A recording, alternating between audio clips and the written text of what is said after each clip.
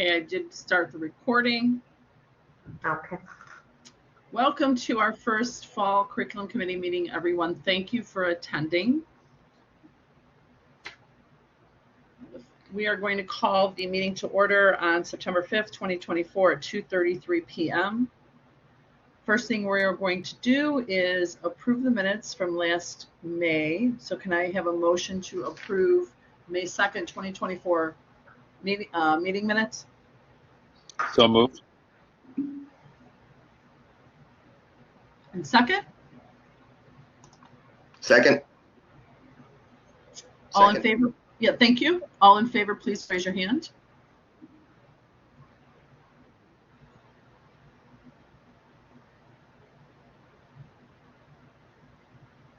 Allie and Troy we're waiting for. Allie or Troy, thank you.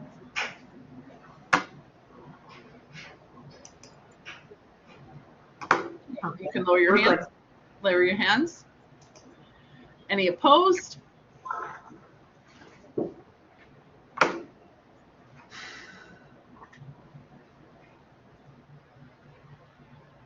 Any opposed? Latrice?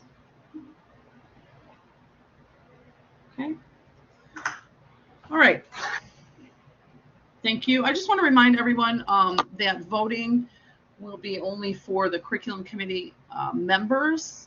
There are some members that are invited to the meeting, definitely for information purposes and to learn what we're doing in curriculum. But you know, if you're a member of the curriculum committee, then you could officially vote at our meeting.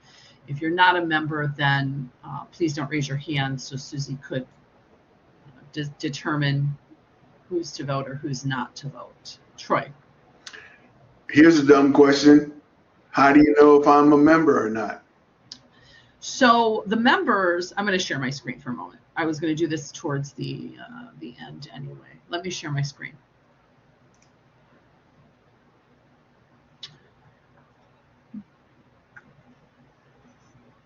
Say, can you see my screen? Yes. Yes. Okay. So let me just get this out of the way right now while maybe more people will be attending here. When you're in Blackboard, we do have an official curriculum committee shell. It's under organizations. I know the old one used to be under courses, so I don't want to get anybody confused, but it is under organizations. So if you click on organizations, you'll see TC, Triton College Curriculum Committee. You can open that up, and I store information about our curriculum committee and including the members, the dates and deadlines, and all the recordings for our meetings, all the PowerPoints for our meetings. Watermark login is here as well. So let's get to the committee members here. If you click on this, we have current members of the curriculum committee, and we have 12 faculty members, and it's dispersed by different areas of the college. So 4 career, you should be able to see who's on the committee there. 4 arts and science, 1 counselor, 1 librarian, 1 adjunct, 1 chair, 5 administrators, which include the Dean of Retention and Student Engagement, Vice President Campos, and 3 deans. So Troy, you are a voting member, so Panos, Jeanette, Troy. We do have some non-voting members that are attending, and you'll see your name there. Also, we have our technical review committee members who do the review online in Watermark prior to us meeting, and this technical review committee work is very important so that the items are ready to go and we don't have to waste a lot of time clearing things up or asking for revisions. But the technical review committee are non-voting members. And you can always refer to this. I did try to add everyone that needed access to the curriculum committee last semester. I know that some people are requesting it. I will add anybody that wants it, but if you are trying to log into this and you don't have access, please let me know. I believe I added almost all the department chairs, most of the administrators that would need this, and other faculty that have been asking as well. So if any faculty want access to this, please let them know to contact Susie and I.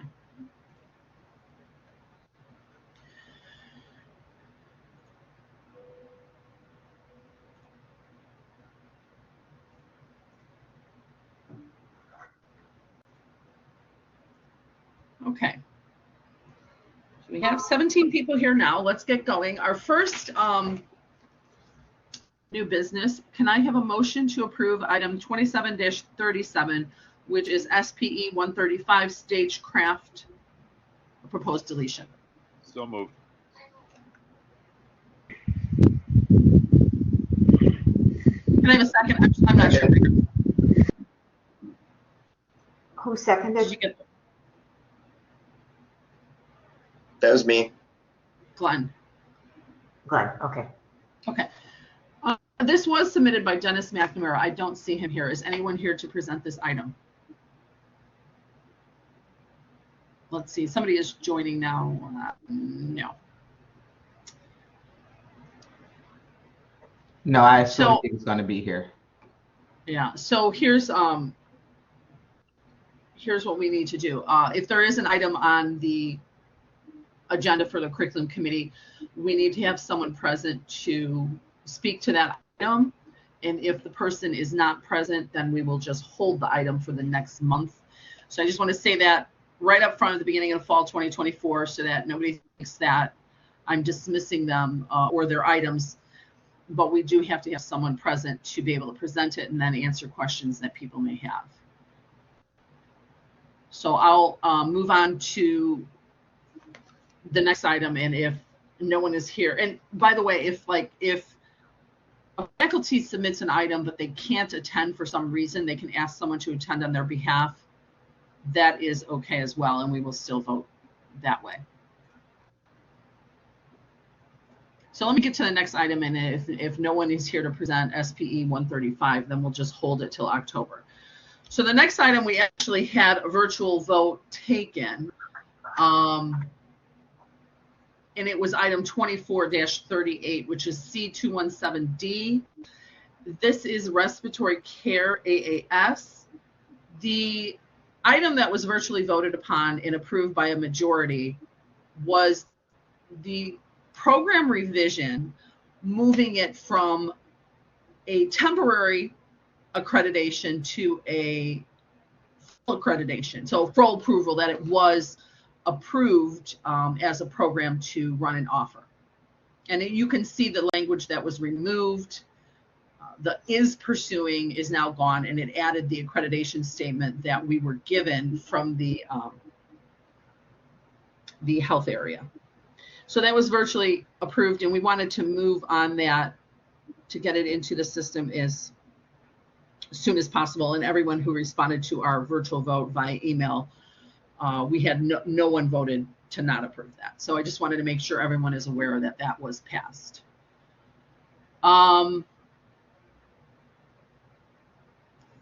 So I don't see anyone else here to present stagecraft. Is that correct? So those are all the items we have for today. We're going to move on to some other information for the curriculum committee. I want to show you the dates and deadlines. Items that are submitted to the curriculum office do have a deadline that you see on the left side of your screen right now. These are the dates that the dean needs to submit to our curriculum office if they want to be held at the subsequent curriculum committee meeting. So September 9th is the deadline for any items that need to be on the agenda for October 3rd. So we always recommend that faculty send to their dean several days in advance so they have time to review prior to the deadline for the curriculum committee office. So as you can see, we have 3 more meetings for fall and then 4 more in the spring. We have four meetings each semester, and we're in the first one for the spring, for the fall right now. So those are the dates and deadlines. It's just good to keep those in mind. It's all the deadline to the curriculum office is always a few days after the curriculum committee meeting for the following month. All right, other items. I do have a few more that are actually on the list. A few more that then were on the agenda, but some are just quick reviews. So the first one, courses that have not run in 5 years. In the agenda, there was a list of courses that were sent out that have not been offered at the college in 5 years. We're asking that the faculty and department chairs review those courses, and if they know they're not going to offer them in the future, to delete them. If they need to be revised, that's fine. You could revise them and bring them to curriculum to be placed back on the schedule. William, do you have a question on this one or comment, what it may be? Yeah, actually, I was reviewing it. Under emergency management and fire science, emergency management had EMP 101, 102, and FIR 101, 102. And it also then listed FIR 101, 102, and fire science as well. EMP does not exist anymore, and those are converted to fire 101, 102. So they can't be, they've been removed. So I just want to be that aware those showed up on there, and those are gone and been deleted. Okay, Susie, can you check into that? Do you want him to send you a list of those? Yeah, what were they? Fire 101, 102, and EMP? EMP 101, 102 were changed and made into fire 101, 102. So Fire, EMP okay. does not exist anymore. Okay, I'll check on that. Okay, so definitely take a look at that. And deans, if you can share that to the department chairs and faculty so that they're aware to review those. Courses not offered in 5 years. The second one is inactive programs. And if the program has been on inactive status for more than 5 years, similar to the courses, we need to either withdraw them from the college or revise and offer them again. So I want to talk a moment about how to inactivate the curriculum or get it ready for withdrawal. But at Triton College, the way that we handle the curriculum is everything is active until an item, if the department chair and faculty of a department deem that it is no longer a program that students desire or would need or is relevant, the department chair and the dean would meet and suggest an item for the curriculum committee to inactivate the curriculum. Once the curriculum is inactivated, it will stay at the college, and students who are in the program can complete, but no new students can enter that program. So programs could be inactive for long periods of time, but the state does not want programs more than 5 years to be inactive. So they would like them to move for formal withdrawal. Once a program is formally withdrawn, no students could take any of that, could complete that program. I shouldn't say take any of the classes because the classes may still be in other programs. But once the curriculum is completely withdrawn, we can't offer that completion degree to a student any longer. So it's very important not to withdraw a curriculum until all the students have completed it. So there was a list sent out attached to the agenda of inactive curriculum. And what we would ask that department chairs do with this inactive curriculum is make sure there's no students left in the program still being listed as active in that particular program. And the way to do that is to email research or submit a research request asking to send a list of all the students that are currently active in the program. You would need to communicate with those students to make sure that they're not still trying to complete. We have had many instances where a student was in a program and they didn't even realize they were in that program. Or a student came and said, I want to be in a personal training, but somehow they ended up in 5 different programs in addition to personal training. So they may not be pursuing that. But we want the department chairs to look over the inactive curriculum to determine if they really want to withdraw this or if they want to revise the curriculum and begin to offer it again.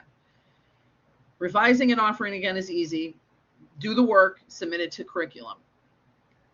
If it needs to be withdrawn, we'll bring the item to curriculum. And first it has to be inactivated. Once it's inactivated, we'll bring the item to curriculum. We have to form a study committee. That study committee will review the rationale of why it needs, a rationale of why it was brought to be requested to withdrawn. And you can see on the screen who is on that study committee. It's kind of a subgroup of curriculum committee. In the meantime, all the students need to be contacted. I would say via email and or phone calls. Some people were sending letters. We need to ensure, the college needs to ensure that no students who are active want to complete before we withdraw that curriculum. Otherwise, there's no way to issue them that completion. Once the sunsetting plan has been made, where you inform the students you only have 1 year to complete, or you have 1.5 years to complete, wherever it may be, then we could withdraw the program once all the students are cleared out. So once we do that, then we could vote on it as a curriculum committee. We can't vote until we know the sunsetting plan is over and the study committee has reviewed the recommendation for withdrawal and approves that. Does anyone have questions on how to either inactivate curriculum or withdraw it?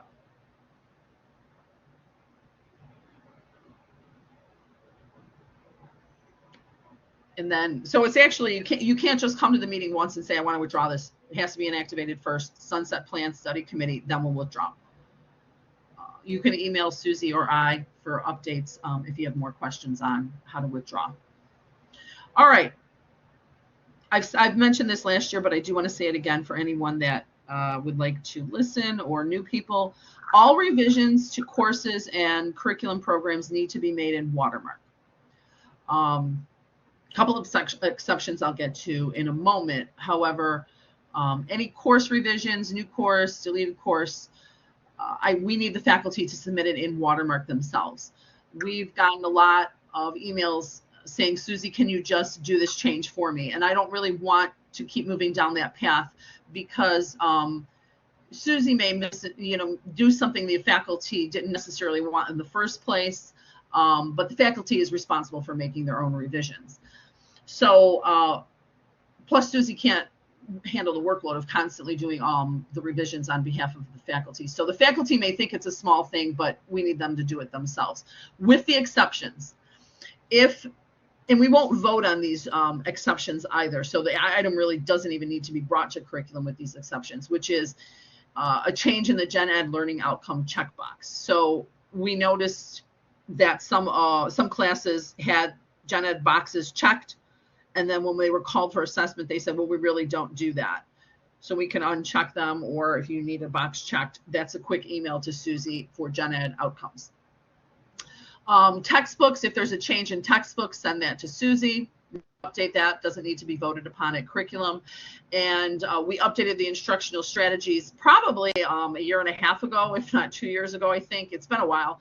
The instructional strategies were updated, and if they're not listed in Watermark and you want to send a message to Susie that you either did it yourself or you need her to check that, she will do so. So those 3 items will not be voted upon at curriculum.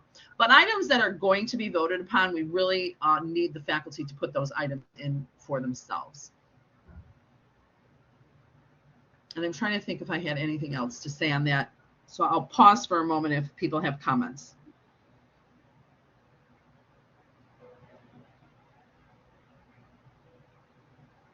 Okay, I can't think of anything else that I need to talk about there.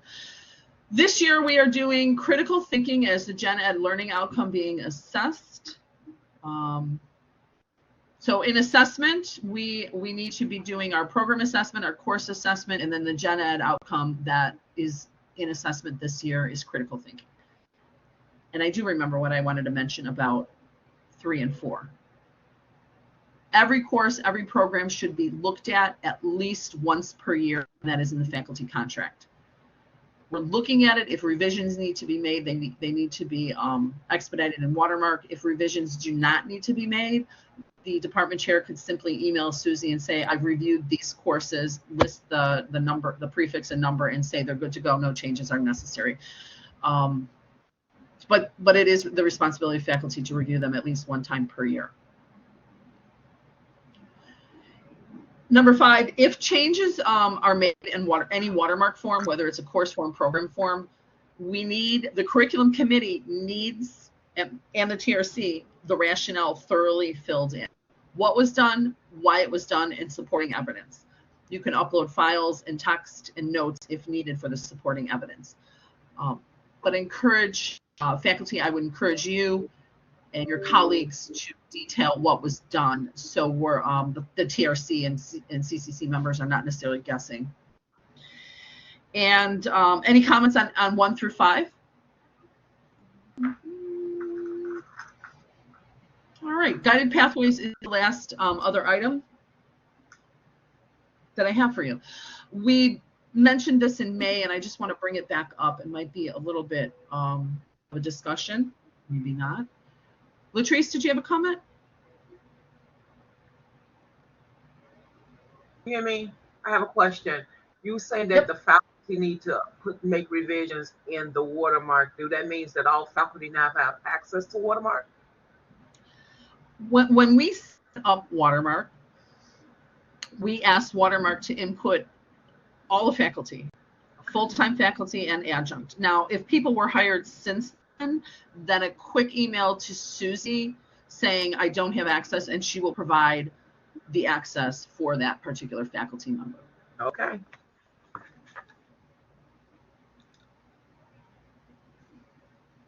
I want to say the same thing would go for that Blackboard organization link that I showed you. I'm putting in as anybody who requests access to it, I'm putting them in. So if they attempt to access the Blackboard organization shell or Watermark and they can't, send Susie and I an email and we'll get you in there as soon as we can. But all adjunct were added to Watermark. Right? People get hired every year. Okay, guided pathways. So we in the last meeting in spring, we brought this up and a couple of things to remind you of. So this fall, we would like all the programs to be the pathways and the programs that have their own pathways to be reviewed. The sequence of the courses, making sure the courses are relevant to that particular program, the catalog layout, and then the thought of changing from fall semester as a title, a header, and spring semester as a header, and then listing the courses. Or some people put fall semester 1, spring semester 1, and so forth.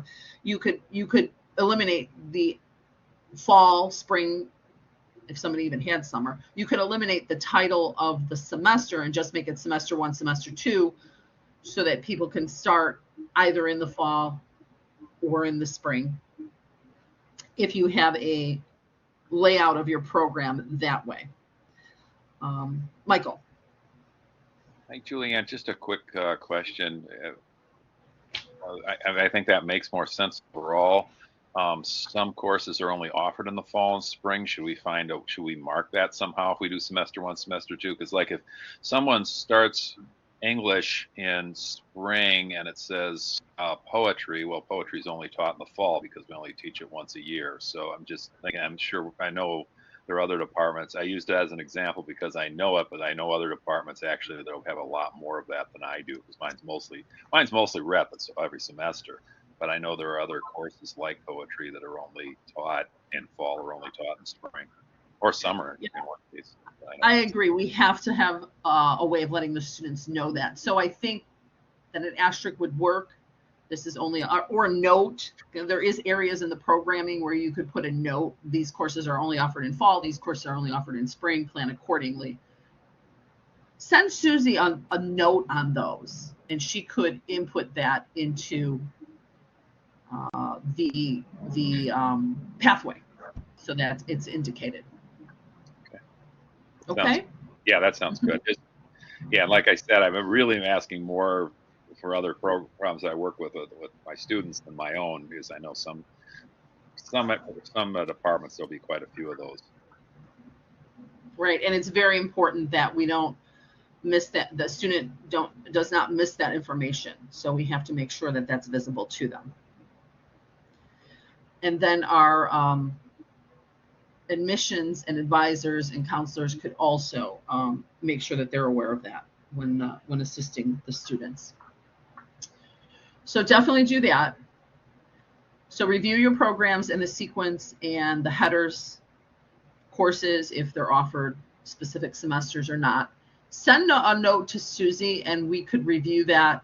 If it's very minor, then we probably won't need to vote on it. But if it's anything where courses are changing or sequences even, we would probably bring that to curriculum, because it may impact, if it's a prereq, it may impact students in various ways. So we would want more people to review it if it is a sequence or course change. But if it's an asterisk or something like that, we could probably expedite without a vote. Okay, and then part of that as well, we brought this up in May, but it kind of spurred another conversation about programs that are listed as transferable or not. And I'm looking over the minutes and the notes that we had from the last time. And I really want to work on this to make sure it's cleared up this year, hopefully this fall. But it was, Francis had brought up that some of the programs were AAS. They did not indicate that they were transferable, yet the AAS was transferable. The applied associate degree was transferable. So we want to make sure that students, again, get the right information, know that there are some AASs that are transferable and in fact have agreements with universities. And we want to make sure that the catalog is displaying that. So there's no false information that only AS or only AAs are transferable. And if a person has an agreement with a university, and it potentially could transfer. I don't think we should put anything like guaranteed transfer, but some of these AAS may potentially transfer. Talk with your advisor, talk with the transfer center to get further information. We want to indicate that on these programs. Michael.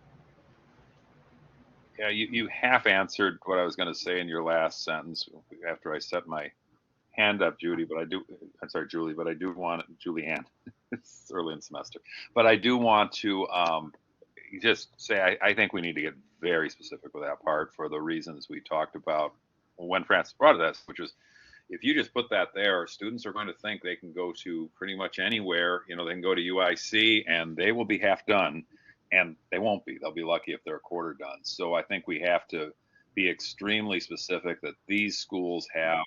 You go to these schools, they have the agreements for this degree. Well, I guess again, our students are going to think transferable means I'm going here and I'm going to be a junior, and in many cases that won't be. And this is just this isn't a matter of us deciding what we think. This is just making sure the information is very correct, because that will upset some people. I can tell you, if they think a course is going to transfer and it doesn't.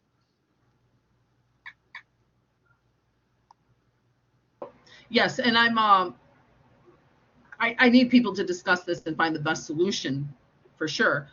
I do not have an AAS, but what I do in my area for my AS is on my department page, I'll list the signed articulation agreement so the student knows if they're involved in sport management, it's going to Concordia, and if it's involved in nutrition, it's going to Dominican. So they know their options. That's how I handle it. Again, I don't have an AAS, but I would think that the people that do have an AAS and have an agreement would know what school that agreement is signed with.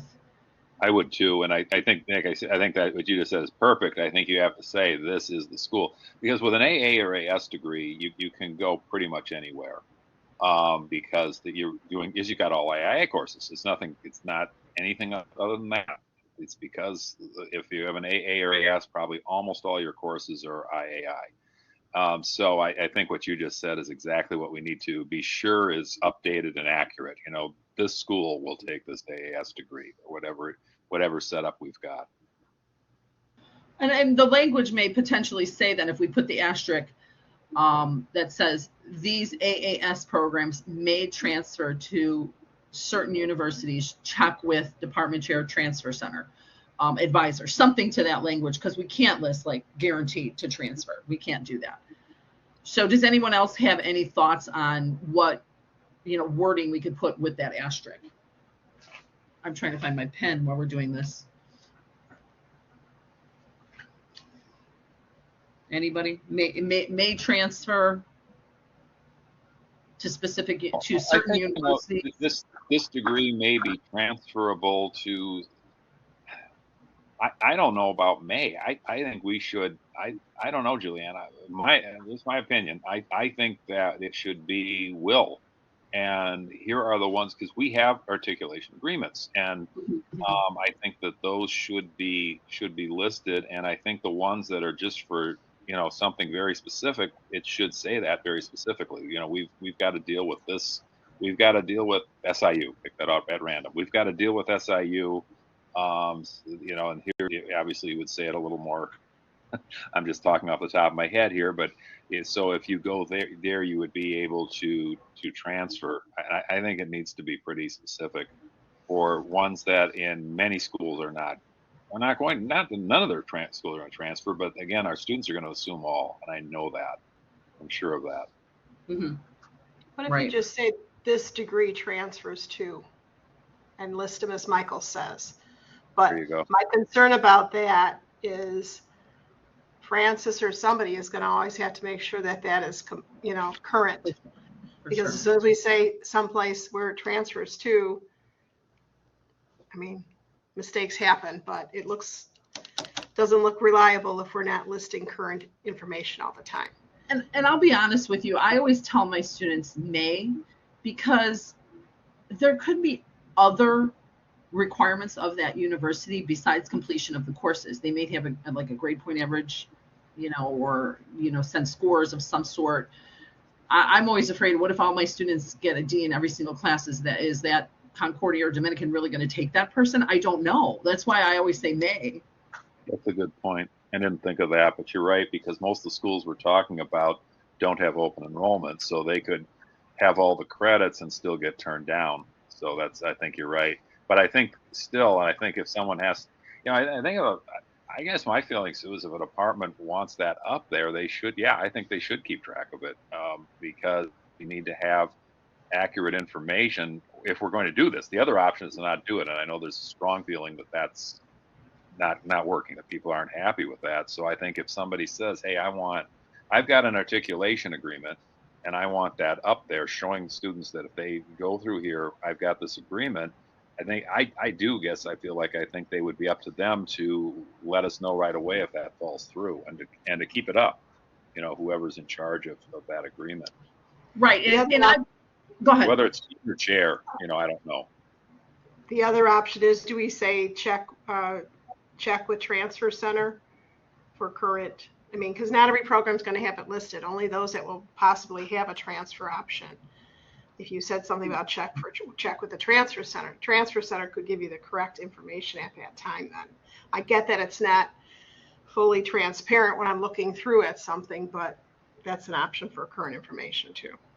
I'm thinking, just based off of what the discussion has been so far, in a note area in the catalog layout, to have an asterisk and say may be transferable to certain universities, check with transfer center, and the language be the same on every one of those AASs that would like that listed. Because it also, I feel it has to be an official articulation agreement signed by both schools, not just, I heard a couple students went to this particular school with it, so let's put the asterisk. I agree. But I'm okay with it being through the transfer center. But even then, I think we have to keep it up, because I don't think we should just blanketly put it, and no one has suggested we should. But I don't think we should just blanketly put it on all AS degrees. It should still, and then maybe the transfer center lets us know if, hey, this one should be added or this one should be taken down. Because I think if it's if we put one up for an AS degree, we should at least at the time have at least one option. You could go, if you're accepted at Dominican, they will take this degree or whatever it is. Again, as usual, I'm just picking schools as they come into my head. I just want to really protect us, Julianne, from false advertising, frankly. Right. Of saying that, of telling people if you get this degree, and to make sure students know. And again, some of the credits transfer in all these degrees, but the ones that and our most popular transfer is UIC, and they're one of the toughest with credits. So Right. Right. I think we have to. They don't even take. They often won't even take AP, and I warn my students of that. I can give you this, but I'm not. If you transfer, because I've had students come back and tell me, well, now they're saying I got to take Rep 102. Well, I can't do anything about that. It wasn't. You took it. You took it AP, and they said they won't take AP in their department. So Right. Yeah. So the more we can avoid that, we shouldn't make something look enticing without being able to back up what we're enticing with. Mm-hmm. And I asked Frances when she was at our last meeting in May. She had mentioned that there was a booklet that lists all transfer programs, but did not list the one she's speaking about. And I'd asked her to send that to me, but I don't know what booklet she's talking about. I don't know if it was the catalog or if it's a printed material that is being sent out. So I will follow up with her on that. I think it was something in the schedule that goes out. It's a schedule. That's where she posted it. It was something in the schedule that she showed. The schedule that we sent out, the printed schedule. Yeah. It listed transfer programs, but it didn't list hers in that list. I think that's where she was going with it. It's the programs of study I think she was referring to. How they're parsed out. It says transferable and then it just says career. But is that's in the printed schedule marketing utilizes or the catalog? The catalog comes from the catalog. Yeah, it says, I'm looking at her email to me. It's programs of study, a complete list of degrees and certificates offered. It shows university transfer programs. Most of those ones we're familiar with. And then it says career programs. So like visual communication, business and technology, a lot of those. It does. And with that, I don't know what page it is. Hopefully Susan I'll email it to you. You don't have to look it now, Julianne, but I'll email it to you. With that page, if it's just a list, I would say with an asterisk, some of these AAS programs may transfer. For lack of better words, check your options, right? We could just put a quick asterisk, say these may transfer. Check with transfer center or department. And then that's assuming that, I don't know. I think that as the head of the English department, I'm really uncomfortable with the idea that they're necessarily going to get that. That's a lot of students are going to read that as will. Will instead of me. I know Panos is trying to hold something up.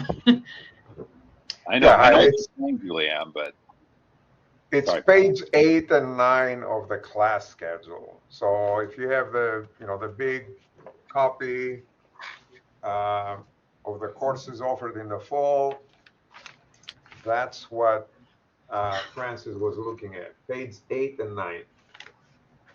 Okay. That's the page from the catalog. And that does come directly from the catalog, Susie? Yes. Okay, so it should match the catalog. Yeah, we need to make some decisions here about getting these AAS degrees on that page. And also the asterisk in the catalog actual program where the courses are listed out, to get the little asterisk that say these may be transferable, check with the transfer center within the program itself, but also on that list. So it's two different things. Are the articulation agreements on the departmental pages at all? Well, that would be up to each department to do it themselves, but the transfer center should have them. Okay. There's a transfer center page that should have it. I could put a link in the program of study where the programs do have agreements to either the transfer center or their departmental page to refer to the agreement. The department page they have to deal with themselves. All right, go ahead, Panos, please. Hi. So we need to divide and conquer. There is no university transfer programs section in the catalog. Very few students, if any, even knows the catalog exists. What students though look frequently is the classes offered. So those two pages, 8 and 9, many students see. And that's, I think, what Francis' concern is. The catalog, if you search for the words university transfer program, there is only an entry somewhere in the catalog, but they're not listed right in the 500-page document or 351-page document. But they are consistent. They persist in what we print, session in, session out. So somebody has to look as to what's going into those 2 pages and update what we hand out when it's time to register.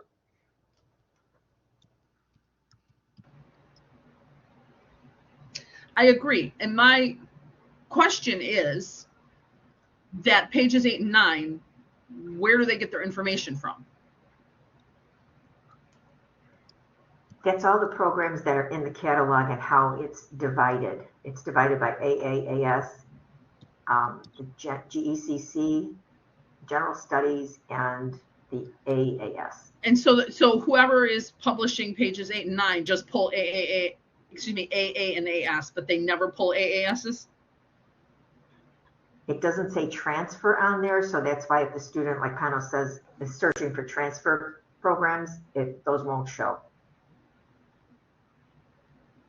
So I guess the question is, if you have an AAS that wants to be on page 8 and 9, then we have to indicate that if it's pulling from the catalog, we have to indicate it somewhere in the catalog to get it to pull page 8 and 9. It could be listed after the career programs on the title, the subtitle, and it could actually have many programs may have articulation agreements may transfer. At least they'll find it transfer. Will that pull into this class schedule, page 8 and 9? Yes. I don't know who prints the class schedule. That's the thing. They get a list from the catalog. They get a list from the catalog. Right, marketing. So you have a way, Susie, to indicate how to get those classes published to page 8 and 9 if they are transferable. Yes, I could add to the subtitle. You can add to the subtitle. Mm-hmm. Are we going to add maybe transferable so they don't think that they're taking it and going to UIC? Yeah, whichever verbiage you want to use. Okay. Panos, did you have another comment on that? Yes, so at the bottom of page 8, there is a block, and it makes reference to, if you have any questions, stop by the welcoming desk in the B building or call extension 3588. 3588 is counseling. So my hope is counseling is aware of this. So all it comes down to, though, it refers them. So if somebody is looking on page 8 and they have questions, they are referred to stop by the welcoming desk or call counseling. Is that should that remain? Because I don't think counselors deal with that anymore. Should it be transfer center or advising? Yes. Julianne, I had my hand up for this, but seeing how you asked the question, I'll jump in. If we're going to say may be, then I think that may be has to be followed with ask or check with, whatever it is. And I think the transfer center is probably the best place for that, but definitely not counseling anymore. Mm-hmm. That's probably just those things that just didn't get changed, you know? See, but who handles that? I'm sure that's not pulled from the catalog. Who handles the little print on this schedule that says something like that? That's not in the catalog, is it, Susie? Yes, I'm going to put it up right now. Okay, well, at least we're bringing forward the things that have to be revised for the catalog. And it's not necessarily a course or a curriculum, but it's language directing people.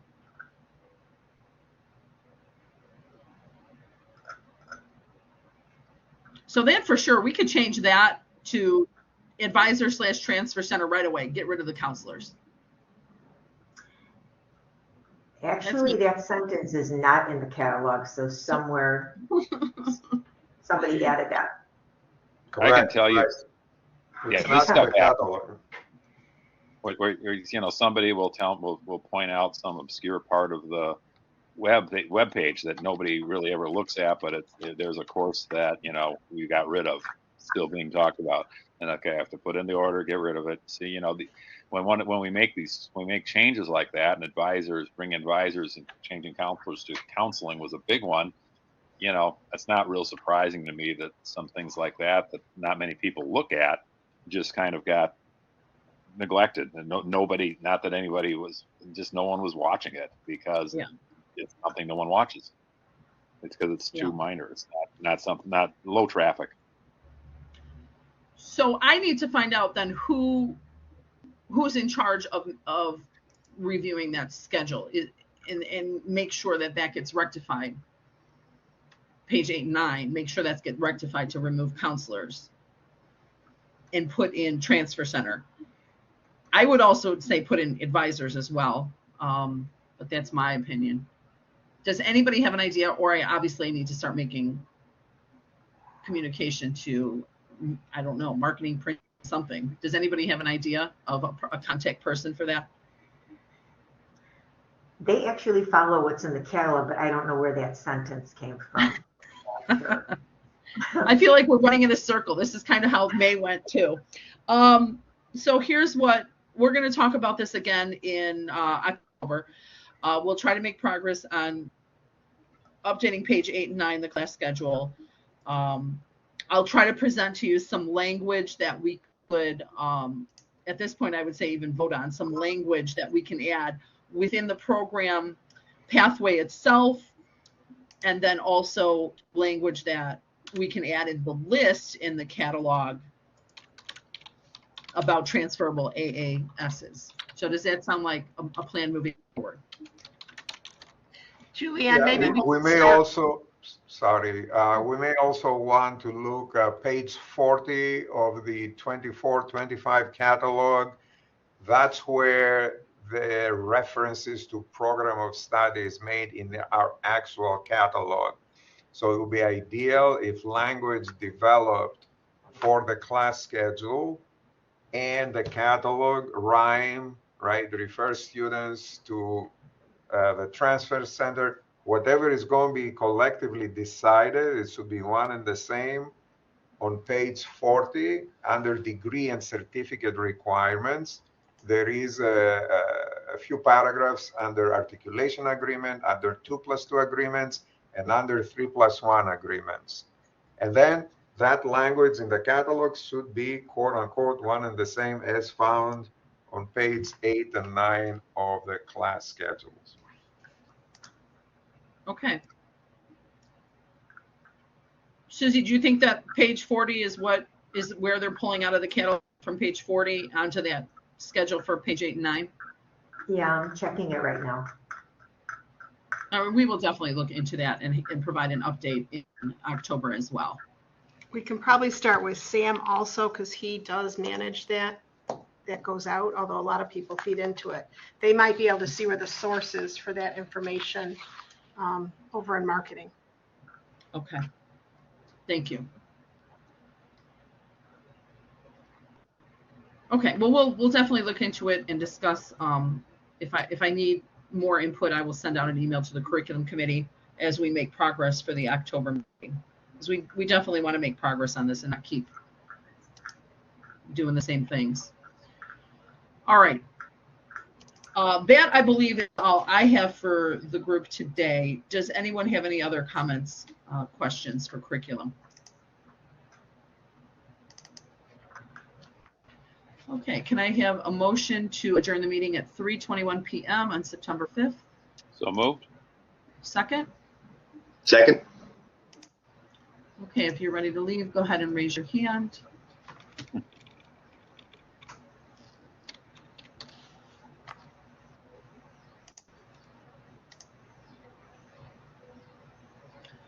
All right.